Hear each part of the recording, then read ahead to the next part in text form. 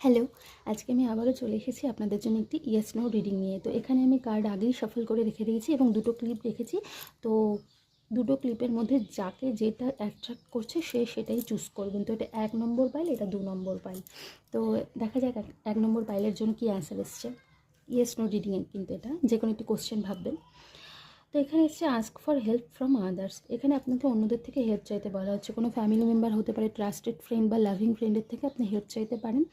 কারণ কিনা আপনি যে টেনশনটা করছেন বা যে বার্ডেনটা নিয়েছেন কোনো কাজের, সেটা আপনার জন্য এই মুহূর্তে খুবই চ্যালেঞ্জের। মানে হেলথের দিক থেকে আর কি, মেন্টালি অথবা ফিজিক্যালি খুব চ্যালেঞ্জের হতে পারে এবং বোঝা বলে মনে হচ্ছে আপনার কাছে সেটা।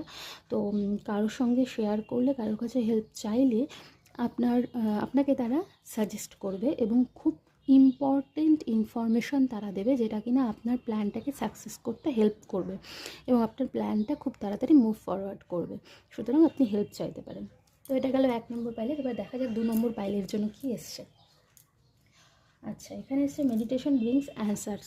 তো আপনারা যারা কোনো প্রশ্নের উত্তর খুঁজছেন তাদেরকে বলা হচ্ছে মেডিটেশন করতে। কারণ আমরা জাগ্রত মনে থাকলে তখন কোনো কিছুর অ্যান্সার পাই না। যতই আমরা চাই না কেন যে এটা কী হবে, ওটা কী হবে, কিন্তু জাগ্রত মাইন্ডে যেহেতু পাই না, সেহেতু আমাদের সাবকনসিয়াস মাইন্ড সেগুলো ক্রিয়েট করে। তাই আপনি যখন রাতে ঘুমোতে যাচ্ছেন খুব শান্ত মাথায় সেই জিনিসটা নিয়ে ভাবুন, সাবকনসিয়াস মাইন্ড আপনাকে অ্যান্সার দিয়ে দেবে। তো মেডিটেশন করুন, মন্ত্র চ্যান্ট